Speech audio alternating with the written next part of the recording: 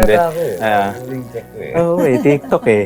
Pero sabi ni Dax, medyo bumabagal na, tumatanda na, 32 na kasi. Yan sabi ni Dax Mayordomo. Hello Alden, watching all the way from Texas. Welcome back mga kaaldab.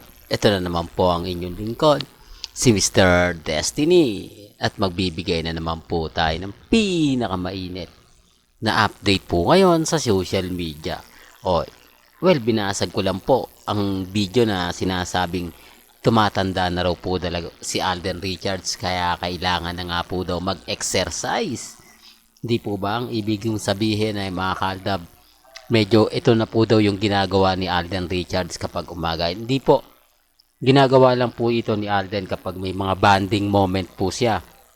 O free time, sabi nga po nila. Minsan, nagji-gym po ito. Di po ba? Ngayon lang naman po natin nakita na lumabas nga po at nag-jogging sa kalsada si Alden Richards. Kaya may kanya-kanyang opinyon, reaksyon, di po ba? Na tumatanda na nga po raw si Alden Richards. Speaking of pagtanda, paano naman po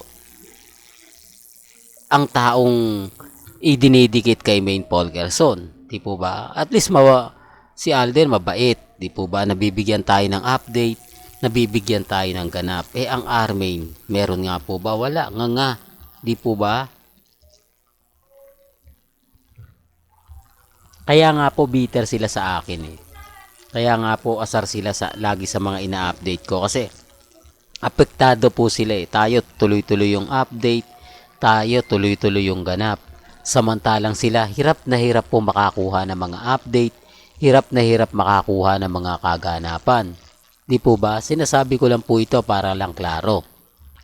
Lalo na po sa mga dumadaan at bumibisita sa channel natin. Di po ba? Well, bago natin ituloy itong update natin, kung bago ka lang sa channel na to at isa kang true-blooded Aldab Nation na nagmamahal po kila Mengke at Tisoy, tama po ang channel na pinuntahan mo, kaya consider na po kitang bagong subscriber. At huwag mong kalimutang i-share ang mga video po natin sa mga mami, sa mga titas, at sa mga senior.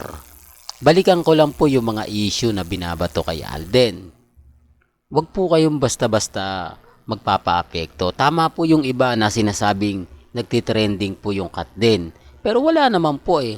Kasi wala na nga pong cut nail. Kaya po pinupush nila. Real talk to. Yun ang masakit na katotohanan.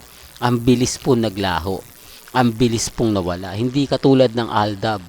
Kaya nga po kapag nagkakaroon tayo ng mga debate, tapos sinasabi nila na hindi, nangyari na yung kay Katnil, yung Aldab, at ayaw pang bumigay.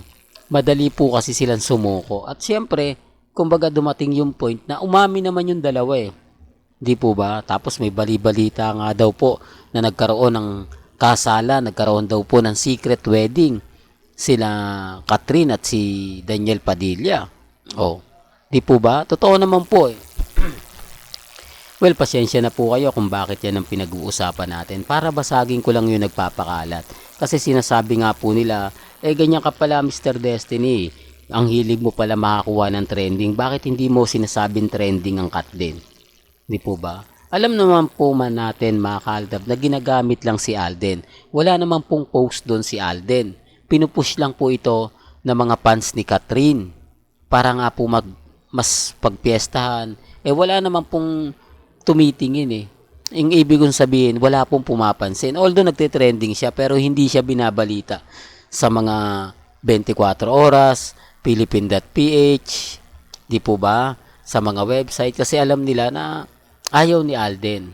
Binasag na nga ni Alden Richards yung isang interview, di po ba? Na kumbaga pag-uusapan nila kay Catherine, nagsalita siya agad. At doon po sa interview kay Tony Gonzaga, hindi po ba? Ang dami niyang binanggit pero yung issue na yon hindi siya nagsalita. Kumbaga pinutol niya at hindi naman po tinuloy ni Tony Gonzaga. Doon pa lang may mali na, no? Doon pa lang masasabi niya na, oo nga Mr. Destiny, tama ka. Kasi napanood ko rin yan. Yan sinasabi ko mga kaaldab. Kung si Alden nga ayaw pag-usapan si Mr. Destiny pa. Kaya lang syempre, normal lang po na may makukulit. Normal lang po na may mga taong ganyan. Ang ina-update ko lang po kapag may mga bitter, kapag ka hindi na po maganda yung mga sinasabi, keso binigyan daw ng regalo si Alden, keso nagbigay daw si Alden ng regalo. Common sense na lang po. Di po ba? Yan po yung mga fake news sa social media. Kaya nga sabi ko sa inyo, maging matatag lang kayo, maging kampante. Tapos yung sun din, malapit na po kasi ipalabas yung pulang araw. At marami na po mga artista nagpaparamdam na. Di po ba? Kita nyo naman si Alden, chill-chill lang, hindi nga po nagre-react eh. Kung i-interview, yan, ito yung pagkakaiba ng isang interview sa live ni Alden. Kasi pag in-interview siya, alam niya na bawat sasabihin niya, kailangan papabor sa GMA. Kailangan papabor sa mga kapareha niya. Di po ba? At si Sanya Lopez po, hindi po papatulan ni Alden Richards yan. Si Alden Richards, meron na pong Nicole May Mendoza. Kaya wag po kayong basta-basta magpapa-apekto. Kapag sinasabi ka, ang daming guilty, ang daming galit na galit, lalo na pagtatawagin kong Mr. and Mrs. Polkerson, ang dami nang nagre-react. Pati sa Facebook, galit na galit. Bakit ko daw po pinagpipilitan? Kakasuhan daw po ako, ididemanda raw po ako. Sa totoo lang po, marami na po kayo nagsabi niyan, hindi lang isa, hindi lang dalawa. Halos lahat po ng mga ina-upload kong video, kapag napopost natin sa Facebook, marami talagang nagsasabi niyan. Halos kada update ko, yan ang sinasabi. Hamon ko nga po mga kaaldab Sa tingin nyo po ba, sino nga po ba yung unang makukulong sa fake news na mga sinasabi daw namin? Buntis si Mengay, nagkaanak siya, kinasal siya. Ipapakita lang yung ebidensya at resibo. Simpleng tanong lang. Bakit naandun ang pamilya Mendoza? Bakit naandun ang pamilya Polkerson? Gayong hindi naman po sila part ng kalye serye. Hindi, for the record lang po. At bakit kapatid, kamag-anak, kaibigan ni Mengay ang nag-aayos sa kanya? At ang mga grooms naman, talagang kaibigang matalik ni Alden Richards. Doon pa lang may mali na Di po ba? Doon pa lang masasabi mo na, tama naman si Mr. Destiny. Kaya nga sabi namin, yung kasalan na yan, talagang totoo. Tapos magpapalipad ka pa ng paru-paro. Common sense na lang po. Di po ba? Kaya pag sinasabi ko yan, yung iba nananahimik. Pero yung iba galit na galit. Nagre-react na, sinasabi niya, nako, ganyan naman kayo kapag sasabihan tayo, bitter, delulo, kulto, pag wala na po sila maisagot. Di po ba? Totoo naman yung sinasabi ko Totoo naman po yung mga pinapaliwanag ko. Hindi lang po talaga nila gusto yung mga nangyayari at nagaganap. Real talk mga kaaldab.